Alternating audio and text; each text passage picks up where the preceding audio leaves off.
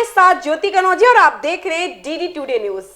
पवित्र मननदीप द्वारा स्वामी विवेकानंद जी की जयंती भजन पूजन व्याख्यान के साथ अनोखे अंदाज में मनाई गई। स्वामी विवेकानंद जी ने पूरे जीवन राष्ट्र सेवा करते हुए किया दिव्य ज्ञान और भक्ति का प्रचार। राष्ट्रवादी संत भास्कर भारद्वाज पवित्र मननदीप सत्संग सेवा संस्थान कोट कासिम के तत्वाधान में स्वामी विवेकानंद जी के जयंती भजन पूजन और दिव्य व्याख्यान के साथ अनोखे अंदाज में मनाई गई। इस दौरान राष्ट्रवादी संत भास्कर भारद्वाज ने स्वामी जी की प्रतिमा के समक्ष दीप प्रज्वलित कर किया और कोरोना गाइडलाइन का पालन करते हुए सत्संग परिवार के साथ स्वामी जी का विशेष पूजन किया। वहीं संस्कार उर्फ गोली प्रजापत भजन गायक कालूस राजा पंकज पवार द्वारा स्वामी जी के चरणों में सुंदर भजनों की प्रस्तुति दी गई। राष्ट्रवादी संत भास्कर भारद्वाज ने अपने व्याख्यान में कहा, स्वामी विवेकानंद जी ने पूरे जीवन राष्ट्र सेवा करते हुए लोगों में दिव्य ज्ञान और भक्ति की अलग जगाई है और भारत माता के गौरव का झंडा हर तरफ लहराया है। कोट कासिम से देव प्रकाश शर्मा की रिपोर्ट। जीवन एक लक्ष्य के साथ जियो, आपको क्या करना है, क्या बनना। एक लक्ष्य होता है संसार का और दूसरा स्वामी जी कहते थे कि दूसरा लक्ष्य सबका होना जरूरी है, जिसके बगैर इंसान का जीवन अधूरा है। और वो दूसरा लक्ष्य क्या होता है? वो दूसरा लक्ष्य होता है प्रभु भक्ति का, समाज सेवा, सत्संग में जीवन बिताने का। तो जिसके जीवन में ये दो लक्ष्य होते हैं कि मेरा जीवन सत्संग में प्रभु की भक्ति में बीतेगा, ये लक्ष्य सबका होना चाहिए।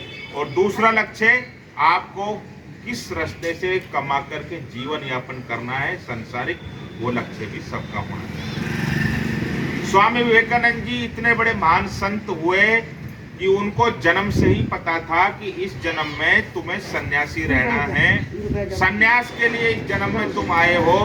इसलिए स्वामी विवेकानंद जी ने इस जन्म में सन्यास धारण करके संपूर्ण जीवन राष्ट्र सेवा करते रहे, भारत माता के गौरव का झंडा हर तरफ लहराते रहे, सुख दुख की परवाह किए बगैर भारत माँ हर तरफ जय जयकार को प्राप्त करे, राष्ट्र का गौरव बढ़े और सनातन धर्म का, ज्ञान का प्रचार प्रसार स्वामी जी हर तरफ करते रहे। ये आपकी बहुत बड़ी खासियत थी, विशेषता थी कि आप कभी भी रुके नहीं। बहुत सारी शिकायतों दुख के साथ आप आगे चलते रहे और समाज सेवा के लिए घोर कष्ट सहकर भी आपने सबके लिए बहुत बड़े बड़े काम किए।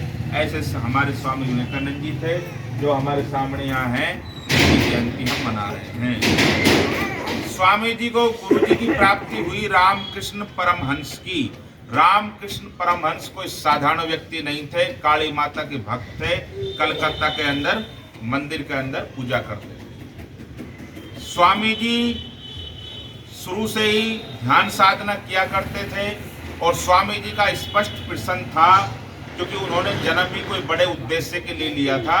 इसलिए स्वामी जी सबसे कहते थे भक्तों से कि क्या आपने भगवान को देखा है और क्या आप मुझे भगवान को दिखा सकते हैं? तो स्वामी जी के इस प्रश्न का उत्तर उनके गुरु ने दिया, रामकृष्ण परमहंस ने, जिनको स्वामी जी ने गुरु के रूप में धारण किया कि हाँ, मैंने भगवान को देखा है और मैं तुम्हें भगवान को दिखा सकता हूँ। और भगवान ऐसे बात करते हैं जैसे मैं और आप कर रहे हैं। गुरु जी का बड़ा दिव्य आशीर्वाद था। स्वामी जी ने सारी शिकायतें, पंच विकारों को, मन को वश में कर लिया था। भगवान की प्राप्ति ऐसे नहीं होती। काम, क्रोध, लोभ, मोह, अहंकार स्वामी जी के वश में था। गुस्से की ताकत नहीं कि स्वामी जी जब तक नहीं चाहते तो उनमें गुस्सा नहीं आ सकता था। स्वामी जी का चरित्र बड़ा निर्मल हो चुका था। सबके लिए एक समानता, शुद्ध भाव थे और गुरु के आशीर्वाद से स्वामी जी को भगवान की प्राप्ति हुई। उसके बाद जब अमेरिका में धर्म सम्मेलन में भारत की ओर से स्वामी जी शामिल हुए, तो जब उन्होंने जो अपना व्याख्यान दिया, भाषण दिया, उससे भारत की हर तरफ जय जयकार हुई। स्वामी जी के जो शब्द थे, उन्हीं की वजह से स्वामी जी इतिहास में अमर हुए। उनके ज्ञान के कारण आज स्वामी जी को पूरी दुनिया जानती है। भारत देश के गौरव का झंडा हर तरफ लहरा गए। और स्वामी जी ने जब भाषण खत्म किया ना अमेरिका के शिकागो में, तो एक बहन जी उठी और स्वामी जी को कहने लगी कि गुरु महाराज, मैं तुम्हारे भाषण से बड़ी प्रभावित हूं और मुझे ये पता है कि जो भारत के संत हैं वो मांगने वाले को कभी खाली हाथ नहीं जाने देते, इसलिए मैं झोली लेके कुछ मांगने आई हूं। स्वामी जी ने कहा, मैं तो सन्यासी हूं, मेरे पास क्या है, फिर भी तुम्हें कुछ चाहिए तो मैं जान देकर भी दे पाऊंगा तो तुम्हें दूंगा, आप बताओ आपको क्या चाहिए। वो माता जी, वो बहन जी कहने लगी स्वामी जी को कि मुझे बस एक चीज चाहिए कि आप मुझसे अभी इसी वक्त शादी कर लें। स्वामी जी बड़े दुविधा में थे, क्योंकि स्वामी जी ने शुरू से ही सन्यास का चोला पहन रखा था। उनको पता था कि वो संसार में थोड़े समय के लिए आए हैं। 39 साल में स्वामी जी संसार छोड़ के चले गए थे, उनकी उम्र ज्यादा नहीं थी और छोटी सी उम्र में इतने बड़े बड़े काम कर गए। आज पूरी दुनिया उनकी जयंती मना रही है, बड़े बड़े कार्यक्रम होते हैं। तो स्वामी जी से वो कहने लगी कि मैं आपसे कुछ मांग रही हूँ। तो स्वामी जी ने कहा कि आपको ने कुछ मांगा है तो दूंगा जरूर, लेकिन आप ये बताओ कि मुझसे शादी करना क्यों चाहती हो।